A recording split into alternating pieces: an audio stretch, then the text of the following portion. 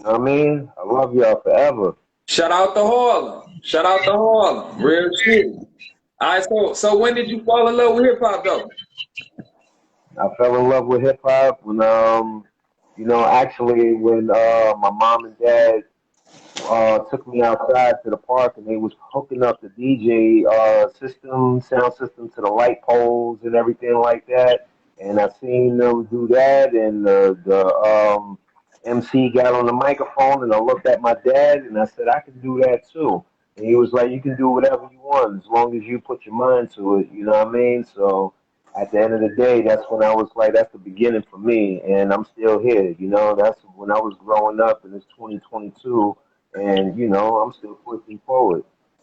100, 100. So can you talk about the platform that you started off with that basically led you to where you're at now?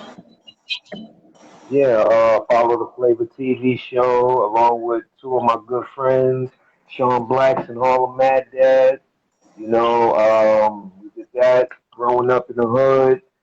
Just wanted to create something like I was at my friend Sean's house, and we was flicking through the channels. So he left the remote on his bed. So I sat down, and then I just started flicking through the channels, and I said, you know something?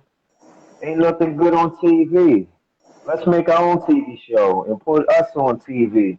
And he was like, how are you going to do that? So I was going through the networks and public access, Manhattan Neighborhood Network. So I just said, all right, take that number down.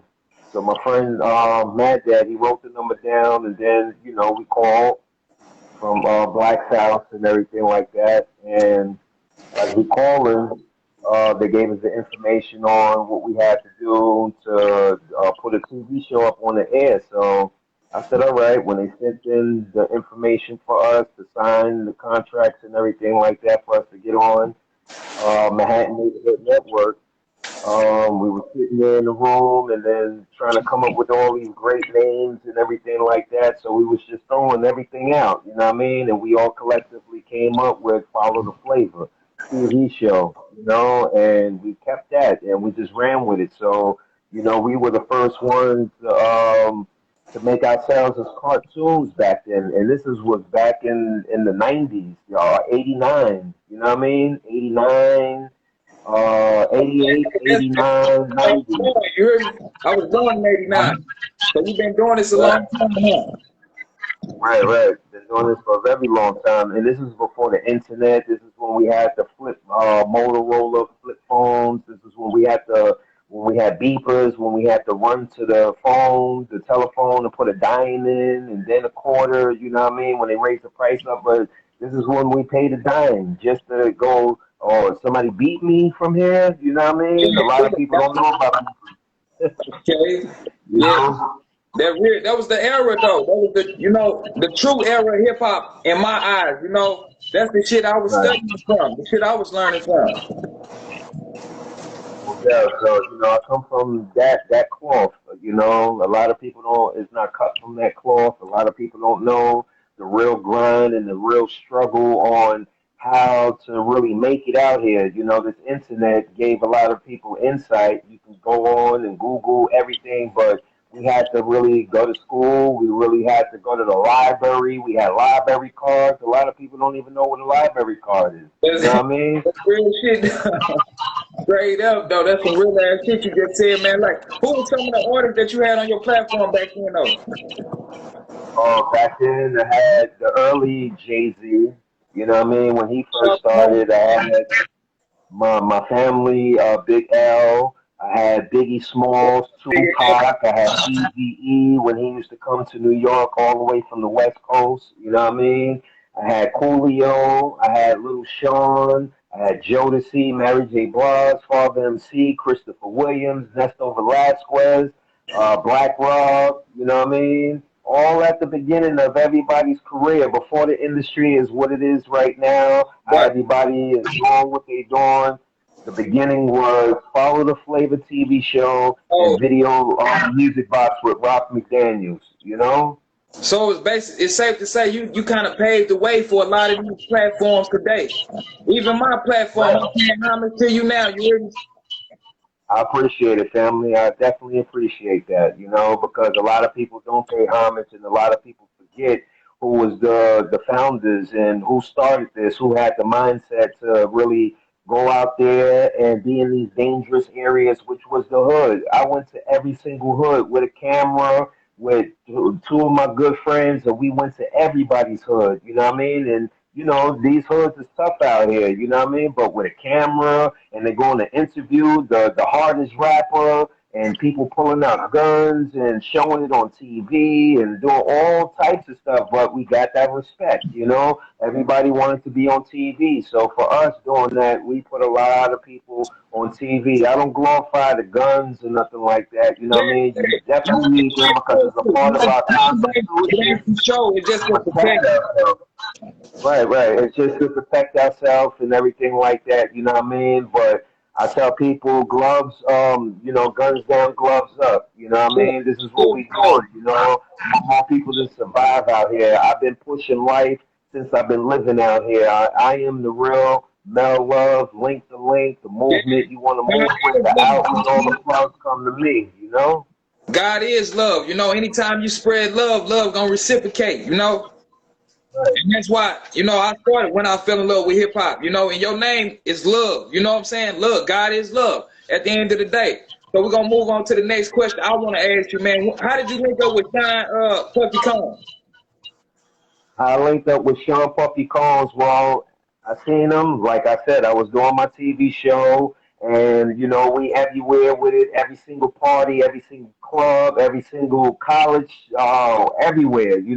And Puffy at the time, he was throwing a lot of parties too. So I spoke to him a few times and told him, I have a TV show. I can film you and document everything that's going on so we can put it in perspective on what we're doing out here.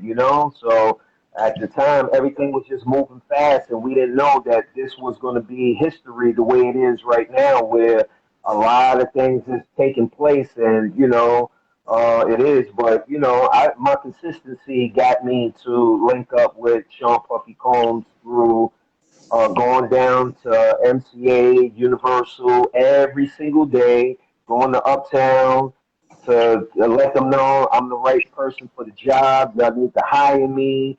I'm not going to stop coming down here. At the same time, Russell Simmons, thank you, Russell, for giving me the first job, which was street promotions, where I was working for Def Jam. And I worked for Def Jam with Russell Simmons and Benny the Rat and a few other people that was on the street team where we had to pass out a lot of flyers and hang up posters and they gave us the Polaroid cameras to take pictures back then to show our work and what we was doing. So I did that for a few times, what I mean, working at Def Jam, being at the office, getting to learn the street team part of it and what we had to do to get these artists, which was on the label at the time, LL Cool J, I believe Redman was on the label. This was the early times when I was doing this. EPMD, they was on the label. So when I was at Def Jam, a lot of us had to wear army fatigue pants and everything like that. But I'm from Harlem. So, I used to look at how Uptown MCA was doing it. They was coming in with the suits and really dressed high fashion and everything like that. And I'm like, yo, I feel more comfortable being over there at Uptown because I'm from Harlem and this is what we do. We dress.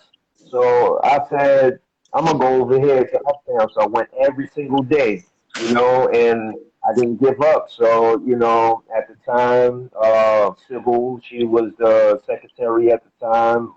God bless the dead to Sybil, which was Puffy's baby mother. Rest up. Um, she was the secretary at the time, and she used to tell me, "Yo, just stay consistent, doing what you're doing.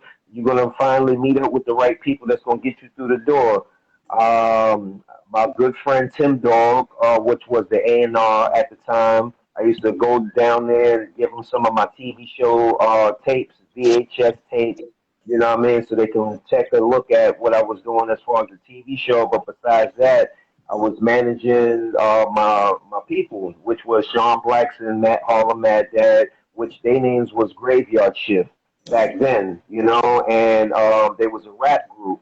So I was managing them and myself and a good friend of mine, which is my brother, Gavul Allah Harrison, which is AGR from the Harlem Six. You know what I mean? So um, we was all working together and everything like that on the music part of it. I had my cousin's group called Smooth Pill, and I used to ask my cousin, like, yo, I like the way y'all sound. Y'all sound good, the way y'all sing. Let me manage y'all. You know what I mean? So, my cousin used to bring me to his practices in the hallway when they used to just practice and sing and everything. So I told him, I said, listen, I got some ideas for y'all. Let me get this situation done. If I can ever get to work at Uptown MCA, then I'm gonna find something for us to do and see if Puffy could sign us or something like that. You know what I mean?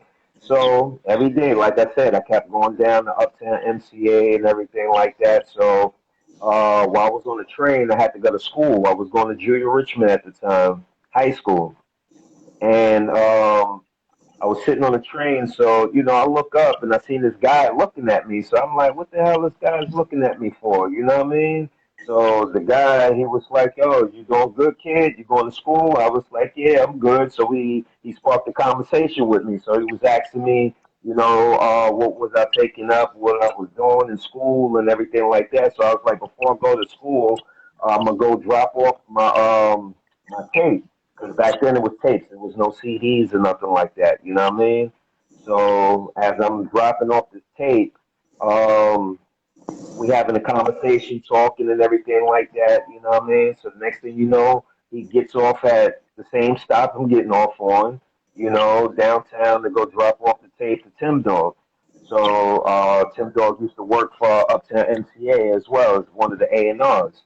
So as I'm walking across the street, and the guy got off the train, he's walking the same direction I'm going. So I'm like, wow, okay, you know what I mean? And we still talking, having a conversation about school and what he was doing. He came from the TV world, and I was like, wow, I have a TV show called Follow the Flavor. I also do that. Plus, I'm managing a few artists at the time, you know what I mean? And everything is new for me. So I'm just taking a chance with all the stuff that we're talking about. So walking into the building at Uptown MCA, he walks into the same building. So I'm like, wow, you know what I mean? This is not a coincidence now. This is God making this happen now. You know what I mean? So after that, press the door. So I'm looking. So now, as soon as I get off the elevator, Kim Porter, like I said, she was the secretary at the time, and she looked at me. Good morning, Mel Love. How you doing? And I said, good morning. So then after that, when I got off the elevator, when she said that to me, and I moved to the side, then all of a sudden, is this man? She like, good morning, Mr. Burroughs. It's Kirk Burroughs. You understand? So I'm like, wow, you know what I mean? And she kept pointing to me. She was like, talk to him, but whispering to me every time he turned around because she gave him a bunch of mail in his hand. So he's looking through his mail before he went to the back. And she was like, talk to him. That's the guy. That's the guy you need to talk to. So then after that, he said, all right, you have a good day, right? So as soon as he is about to go through the door, he turned back around and he said, you know something? Come with me back here. You don't have to sit out here today. Today is your lucky day. Come back here with me. So then she went like this. He was like, you made it. That's him. You need to talk to him. So I was like, wow, thank you, family. So I'm walking through the doors now. So as I'm walking through the doors at Uptown MCA, he told me, he brought me to his office. He said, have a seat. So I sat down. As I sat down, Puffy runs inside. Motherfucker, I told you this and that, you know what I mean? You gotta get this shit done. Oh, you know what I mean? Telling him all this stuff. And then he looked at me. It was like, oh, what's up, Mel? And then he walked out the room. So then all of a sudden, Kurt looked at me and he was like, look, I got all this paperwork to do and stuff like that. I'm sorry about that. You know what I mean? Because Puffy startled me when he came in the room, cursing him out and telling him what he had to do and everything. I said, wow, this is crazy. You know what I mean? I kind of jumped up like I'm ready to fight. You know what I mean? So after that, when he went out the room, Kirk looked at me and he was like, look, you want a job? I said, hell yeah. How much you paying? You know what I mean? So then he was like, well, right now, I would like to hire you as my intern and stuff like that. You could be my personal assistant and everything like that. So He didn't know me from Adam or nothing like that. And I said, all right, but I said before I commit to that, right now I'm young, I'm by myself, you know what I mean? I left my house, but I'm still going to school. I got a TV show. I'm doing all these things, you know what I mean? But I got to make some type of money so I can find a place to live and all this stuff. So I can't commit to just being an intern. I have to make some type of money. So then he was like, all right, we can talk about that, you know what I mean? And then he just like, he opened up a drawer. He was like, all right, now, this is the petty cash right here. This is what you use to get on the train. This is what you use for our food. When I need you to go get stuff for us, this is what you use for the daily operations and everything like that. You know what I mean? So I'll teach you what you have to do and what your duties is going to be, and then we'll talk about your finances and everything like that. You know what I mean? And I was like, yeah, because I was still working at Def Jam at the time, and I'm getting paid $50 just to pass out flyers and hanging up posters. But I got to make more than $50 because I'm really trying to find my own apartment. And he was looking at me like, own apartment? You too young to be having your own apartment right now. I said, yo, family, I left my house at 13. I got to do what the hell I got to do. You understand what I'm saying? So I'm by myself. I'm sleeping in clubs right now. All types of the night, the morning, all types of stuff is going on. You know what I mean? So, I got to be safe out here. So he was like, all right, we'll talk about it. Go to school, and then we'll talk about everything else when you come back, and then we'll get everything done. So that's what got me, to be a part of Uptown MCA. And thank you, Kirk Burrows, for giving me the opportunity to work with Uptown MCA before it even turned into Bad Boy Entertainment. You know what I mean? Where I got to work with a lot of great artists from Mary J. Blige, Jodeci, Father MC, Christopher Williams. I got to manage my first artist, which was Nesto Velasquez, first real artist, where he had a budget and he was on a label, which was Uptown MCA, where we pushed the song Personality, and I gave it to all the radio disc jockeys and everything like that to keep that man's situation living because his manager passed away, so they shelved him. And I asked Andre Harrell, give me a chance so I can, get this man some work and push his record because it don't make no sense of being shelved and you signed them. You know what I mean? You signed them because you like him, and I like the record. It's dope. So, let's put it out and keep it pushing. So that's what I did to help his situation out. But other than that, I worked with Aaron Hall. I was managing Aaron Hall at the time, Street from Black Street. So a lot came with me working for these individuals at Uptown MCA and then Bad Boy Entertainment, where Craig Mack and Biggie Smalls, and I got to name Biggie Smalls Yeah, and give him his next, man. all that. I was gonna ask you about what was your first impression of Biggie Smalls, man? How did he get his name?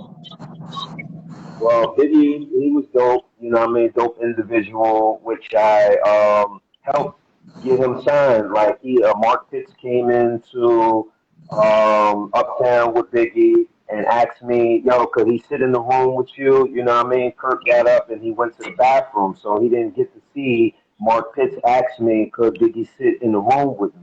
You know what I mean? So while Kirk was at the bathroom, Biggie thought I was the big executive and shit like that because I sat in Kirk Burrows' chair and I let Biggie sit where I used to sit. You know what I mean? Working for Kirk Burrows.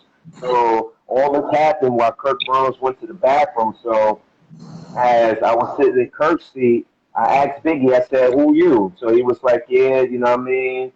They call me Frank White. They call me Biggie, you know what I mean, in the hood and everything like that. And, I'm scared to death. The Mark is taking me to go speak to Puff. I don't know this Puff dude and shit like that. I'm shaking in my pants. I don't know what the fuck to do when I get in there. So I was like, let me hear you rap. So he was eating a pizza. The pizza was dripping on his white shirt and shit like that, and breathing all hard and shit Yeah, like that. And it was like, EML, you know what I mean? Because I told him what my name was and stuff like that. So he was like, yo, I'm scared to death. So I said, don't be scared to death. So when he started rapping, I said, dope, you dope. I said, Puppy gonna feel you because when you rapping to me, I can see everything that you talking about when you yeah. rapping, and you remind me of a pastor Biggie was family. So He was that nigga on the mic. I ain't gonna lie. You can't take nothing. Nobody don't care who you is. If you a lyricist, you think about lyrics, you know Biggie was that nigga. Right. For real. So as I was listening to Biggie, I was like, yo, you remind me of a pastor. I could see everything that you're talking about and stuff like that. I was like, matter of fact, I said, when you walk in Puff office, this is what you do. You tell him if he don't sign you, he's gonna miss out on the biggest thing that ever stepped into the office. I said, yo, you the shit. And you gotta let him know how much you the shit. You gotta have mad confidence. Your confidence gotta be on the trillion right now, family. So now he stopped being scared and he started listening to what I was saying. So I was building that confidence in him and I was telling him, this is how you got to talk to that man when you walk inside. I was like, don't give a fuck about nothing. Just let him know, yo, if you miss out on me, you're going to miss out on the best. I am the best. That's it. That ever did it. So he walked in the room when Mark came and got him and stuff like that. And as Mark came and got him, Kirk was coming from the bathroom and I came from behind his desk and I sat where I was sitting at. So, you know what I mean? He was like, what that was about? And I was like, oh, Mark just asked, you know what I mean? Could Biggie sit in here? He was like, oh, okay. Yeah, I know they had a meeting and stuff like that today. So, you know what I mean? So Kirk sat back in his seat and I sat down and then Kirk was asking me, he was like, yo, it's lunchtime. Let's go get our lunch and stuff like that. You know what I mean? So as he was passing me the cash so I could go downstairs to go get our lunch and everything like that, Biggie came out. And Biggie was like, yo, I got it. And he was smiling and he was like, yo, thank you, man, thank you. And he grabbed me, picked me up and started hugging me and stuff like that. So Kirk looked and he was like, what's that about? And I was like, I just talked to him before he went in the room and I said a couple of things to him and it helped him out. And he was like, oh, okay, and stuff like that. And so he was like, all right, go get our lunch and shit. So I went to go get our lunch and everything. I came back and everything like that. And he just kept looking like, yo, but what he was talking about? And I was like, oh, he rapped for me and everything like that. And I told him what to say, you know, when he stepped in the room with Puff. And that's it. He was like, oh, okay. So from that point, me and Biggie had a relationship. You know what I mean? Every time he used to come to the office, he used to stop by and check me and be like, yo, Mel, what's good? This and that. You know what I mean? Come to the conference room real quick. You know what I mean? Listen to this. Tell me what you think about this and that. You know what I mean? So Yeah. I started giving him pointers and we started talking, hanging out. And it was times that I used to tell him, come with me because I'm going to a studio and stuff like that because I was heavy into building my own stuff because I've been asking other people to do records and do beats for me and stuff like that because I was singing at the time and I was rapping. So I was a singing rapper from back then.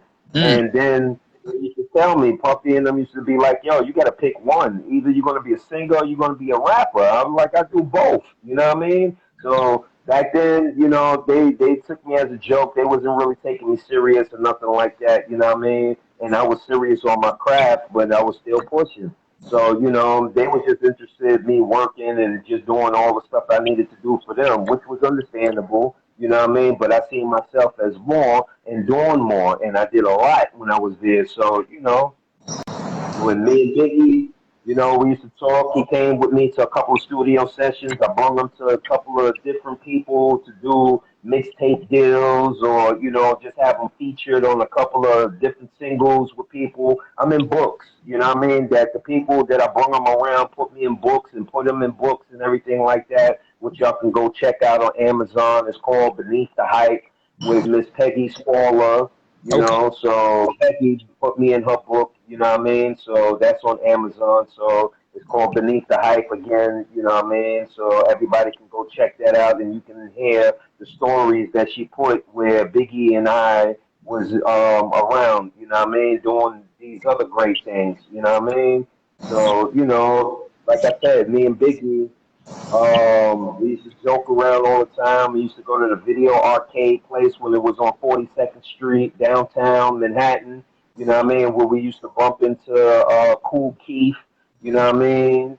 From Ultramagnetic and Seas. You know what I mean? These are all my friends from back then to now. You know what I mean? So it was so much. But you know, me and Biggie used to have like outside jokes and stuff like that. You know what I mean? He used to tell me, "Yo, I'm a sign Puffy and this and that." You know what I mean? He was the one that came up with Diddy, and how he came up with the name Diddy was the arcade, Donkey Kong. We used to play Yeah, Donkey yeah. Kong and stuff like that, you know what I mean? And Donkey Kong, his son was named Diddy. You understand what I'm saying? So a That's lot of people didn't understand where that name came from, and that was a little side joke that we used to have. You know what I mean? And he was like, "Yo, I'm gonna name Puff Diddy. This is my son. I'm gonna put him out off of my label. This and that." You know what I mean? yeah, So I yeah. was like, "Wow, that's shit." You know what I mean? So only one that really heard us talking like that was Gene Bill. You know what I mean? Which was Puffy's bodyguard. You know No, what I mean? When we used to talk and joke around and shit. You know what I mean? yeah, I know. Gene Deal, he from St. Louis. His neighborhood is like right next to my neighborhood. He comes from Okay. like a blood neighborhood, and my neighborhood is like a Crip neighborhood. All right. All right. Yeah, but he was Puffy's bodyguard for years and stuff like that. You know what I mean? I used to sit and talk to him too about when how this industry was going. And he shouted me out a couple of times. Thank you, Gene Dill, you know what I mean, for that, because I was talking about life insurance with these artists, you know what I mean, creating my own lane to help these artists out here, to join my network, which is Link to Link, and setting it up where artists can have life insurance to help them, you know what I mean, for their future instead of doing GoFundMe pages and all this other stuff or asking people for money when you blowing all this money on Oh, jewelry, on these chicks in the nightclubs we and gotta all teach these 'em how to live. cars and houses. You hear I me? was trying to teach them something. We got to teach them how to live. They know how to die already. They already know how to Right, die. Teach them how to live for real. right, Now I want right. to ask you, So man, how was your relationship with Biggie before he passed? Did you get a chance to say your goodbyes? of course, like me and Biggie was dope. You know what I mean? Like I asked Biggie to do me a favor. You know what I mean? If y'all connect the dots, you know what I mean? Let me bring you back. Like I told you, I gave Biggie Smalls his name, Notorious B.I.G., the King of New York, when I was working at Upset MCA, Bad Boy Entertainment. He was about to get sued by another Biggie Smalls. He could not use the name no more. So they asked a whole bunch of us to come up with names and everything like that collectively. Civil. She was in the office, which was Puffy's assistant at the time, and then she was also Total's manager. You know what I mean? So she was there. Jesse West, Third Eye. You know what I mean? Q. All of us was in the conference room coming up with all these names and stuff like that. So we had to write them down and stuff like that. So Puffy came in, tapped me on the shoulder, and said, "Good work, Mel." Walked out, screamed, "We got one!" You know what I mean? So that was a Notorious B.I.G. So that's how his name was made. Since I made Biggie's name Notorious B.I.G., we always been friends. Like I told you, he came into the office, and I gave him the confidence to talk to Puff, which got him the Yeah, deal. So they everything gave was y'all that bond. first. Yeah, they gave y'all that bond for real, for real. Yeah, so we had a good vibe, and he believed in me. So he always paid homage. And every time I seen him, he give me a little change here. Yo, Mel, here, take this 1,000. Here, take this and that. Yo, thank you, He was this and that. So that kept me living. That kept helped me out. a nigga. I definitely So was besides that, a nigga. yeah, Biggie was real. You know what I mean? So besides that, you know what I mean? Like I said, my TV show Follow the Flavor, which, I was still taping and everything like that, going to every single club. I was doing parties with Sharky's with Salt and Pepper and Queen Latifah. I was all over the place. That's before Set It Off came out. Queen Latifah, the director, invited me to come to the premiere. I was there sitting in the front row seat with them and everything like that. You know what I mean? Which me and Puff got into an argument because he was like, you supposed to be at the office, doing work. Why are you here?" And I was like, "I'm here because they invited me to be here." You know what I mean? So this don't have nothing to do with you. You know what I mean? I said, "Yeah, the work I had to do with you, and now I moved on. I'm here. You know what I Right. mean? Enjoying myself, enjoying the movie, doing what I got to do." But to connect the dots with me and Biggie, you know, one day I was walking through my hood, Jefferson Projects, you know what I mean? And, I don't want to say names and nothing like that, you know what I mean? Because these are still my friends to this day. But I seen one of my good friends smack Mace, and, you know what I mean? And I was like, nah, this ain't the way right now, you know what I mean? I know he ain't out here doing wrong and shit. I got to get this nigga out of here, you know? So He's a good ball player. They could have made it to the NBA, him and Cam. You know what I mean? And you know what I mean? I said, yo, Biggie, since you're doing your label, um, and you're doing this with Entertainment, you know what I mean? That's the name of his record company, Entertainment. He was doing with Undies, and he was doing his clothing company, Junior Mint. I said, yo, do me a favor. I said, sign my friend. You know what I mean? And at the time, I was hanging out with my boy, God bless his dad, Bloodshed, which is Cameron's cousin. You know what I mean? We used to talk, and I used to bring them to the studio with me, too.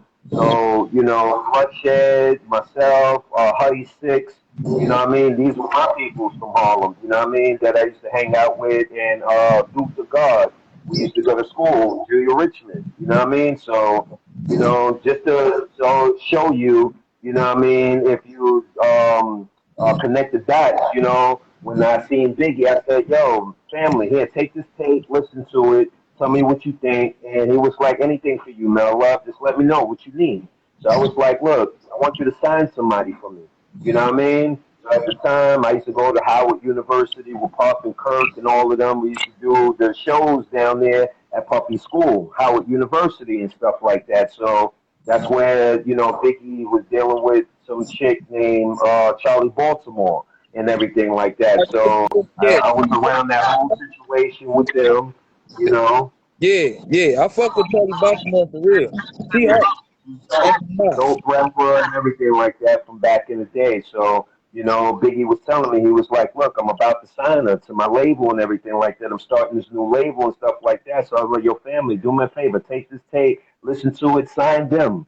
You know what I mean? And this is before, you know what I mean, the whole ordeal where, you know, at the same time, Cam was doing his thing. Don't get me wrong, you know what I mean? Like I was walking through 125th one day, bumped into him. He was putting up this big ass mural on the wall, this big billboard. You know what I mean? That's when he was doing his thing. And the billboard was the NBA. You know the NBA sign, and usually the NBA sign had the basketball, but instead of the basketball, it had a gun. So I Okay. was like, wow, they. I was like, that shit is dope, but you know what I mean? They told him to take it down.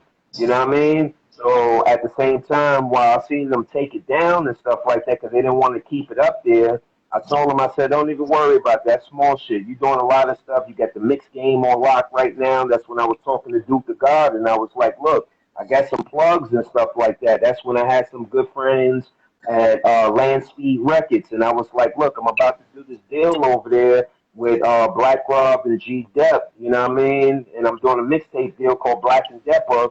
You know what I mean? You should take some stuff down there. This is before Land Speed turned into Koch Records. You understand? So at the same time, fast forward, you know, to backtrack, you know, the Biggie situation. I told Biggie, yo, take this tape, sign this dude. You know what I mean? So I was talking about Cameron because Cameron was dope to me. You know what I mean? And his cousin Bloodshed used to tell me, yo, my cousin, this and that, you know what I mean? Look out for him since you down there in the office, you around these people that Yeah. can get my niggas on and get them signed. So I was like, all right, I got you, family. And Hey, my nigga passed away. fuck with Dipset though. Huh? Everybody in St. Louis fuck with Dipset. I ain't gonna lie to you. All right. That's what's Yeah. up, you know what I mean? So I need to book them some more, you know what I mean, down there. That's all, you know what I mean? Like I did deals with different people, you know, I had people call me from jail, you know what I mean, and did a deal with myself, Joel Santana and G Dep and kept us on the road all through R95 Boston and all that. And it was a good friend of mine too that called me. Joel Santana know about that. He could talk about that anytime. You know what I mean? But you That's know, that's what Larry Hoover. Yeah, if anybody know who Larry Hoover is, Larry, Larry Hoover used to call. Yeah, the Larry, Larry Hoover.